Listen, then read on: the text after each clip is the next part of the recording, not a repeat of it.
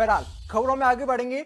नवीन पुल से लेकर 4 लेन पर लगने वाले जाम की समस्या को देखते हुए नगर के करीब 40 लारी से संबोधित ज्ञापन एडीएम को सौंपा है, जिस पर अब विधायक, ADM, ASP, ARTO, SDM Ganga घाट कोतवाली पहुंचे और नगर के लोगों के साथ बैठक कर जाम को लेकर चर्चा की है। इसके साथ ही मौके पर जाकर निरीक्षण भी किया गया और ये तस्वीरें आपके सामने, जहां पर 150 साल पुराना गंगा पुल क्षतिग्रस्त हो गया है, जिससे कि जाम का संकट लगातार बना हुआ है।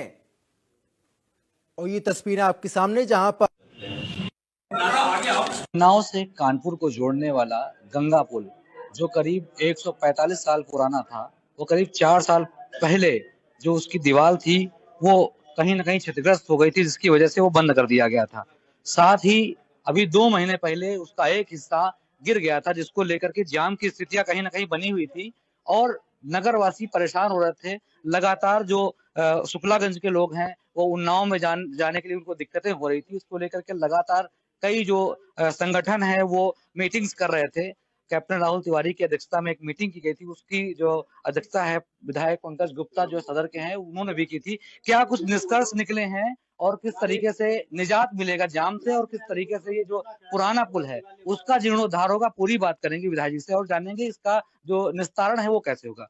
विधायक जी, भी मीटिंग चल रही है शुक्लागंज वाले लोगों से, 2 दिन से लगातार आप मीटिंग में जा रहे हैं और जो जाम से निजात कैसे मिलेगी, कैसे निस्तारण होगा इस समस्या का?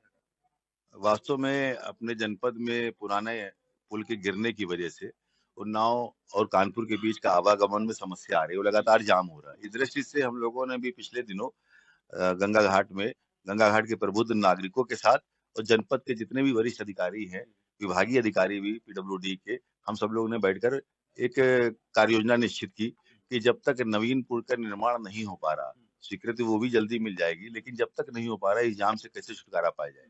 तो इस दृष्टि से जो रास्ते में पड़ने वाला अतिक्रमण है दुर्गा मंदिर से लेके पुल के बीच में, उस अतिक्रमण को हटाने के लिए नगरपालिका को निर्देश दिए गए। विद्युत विभाग के अधिकारियों को निर्देश दिए गए हैं कि जो भी पोल और ट्रांसफार्मर बीच में आ रहे हैं, रोड के चौड़ी रोड है, लेकिन उसके बाद भी ये ट्रांसफार्मर और पोल्स आ रहे हैं, उनको शिफ्ट किया जाए।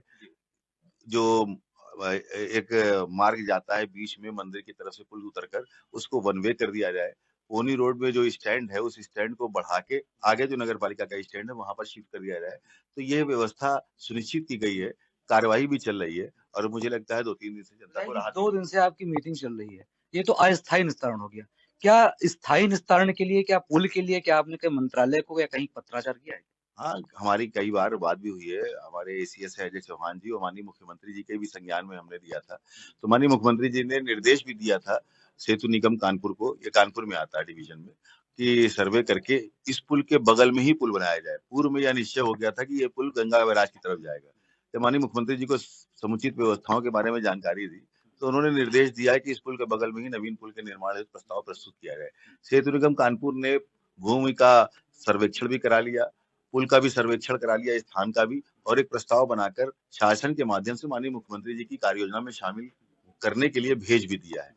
स्वीकृत के उपरांत, उस कार्य योजना में शामिल होने के उपरांत एस्टीमेट, फिर फाइनेंशियल स्वीकृति और टेक्निकल स्वीकृति होगी और पुल का निर्माण होगा। गंगा घाट और उन्नाव के हजारों, कह सकते हैं लाखों लोग इससे प्रभावित हो रहे हैं, उनके लिए क्या आश्वासन आप देंगे, उनको क्या संदेश देना चाहेंगे? जल्दी क्या निस्तारण हो जाएगा इसका? निश्चित रूप से हम सब प्रयासरत है, जनपद के जितने भी अधिकारीगण है, शासन और माननीय मुख्यमंत्री जी भी गंभीरता से इस विषय को ले रहे हैं। शीघ्र ही इसका निस्तारण होगा और नवीन पुल की सौगात गंगा घाट वासियों को मिलेगी। तो बिल्कुल, ये थे हमारे साथ में सदर विधायक पंकज गुप्ता जी, जिनका साफ तौर पर कहना है जो समस्या है वो काफी बड़ी है, लेकिन इसका जो प्रयास किया जा रहा है वो लगातार इनके द्वारा जारी है और जल्दी ही शुक्लागंज उन्नाव के लोगों को इस समस्या से और जाम से निजात मिलने वाली है। उन्नाव से इंडिया न्यूज के लिए सत्यम वाजपेयी।